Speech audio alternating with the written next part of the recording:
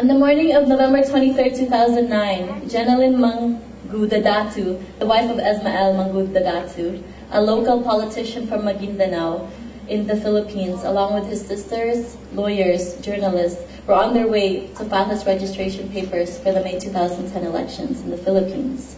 They intentionally sent this particular contingent, hoping that the presence of women and journalists would prevent violence. Before they could arrive at their destination, over 100 gunmen, led by Andal Ampatuan Jr., mayor of the nearby town and son of incumbent governor of Maguindanao, abducted and executed over 64 people in broad daylight, 24 of which were women, 28 journalists.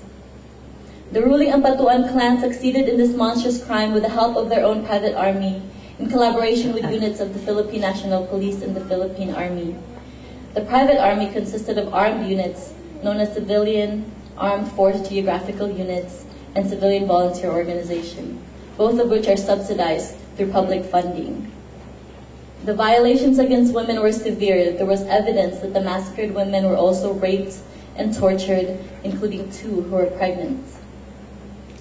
This massacre will go down in history as the worst attack on journalism the world has ever seen.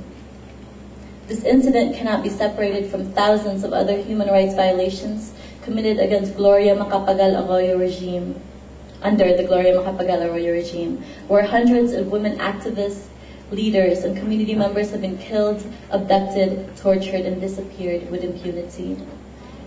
Election season is high time for human rights violations in the Philippines to occur and is in line with the government's internal security plan known as Oplan Bantaylaya, to eradicate any and all forces opposed to the ruling elite.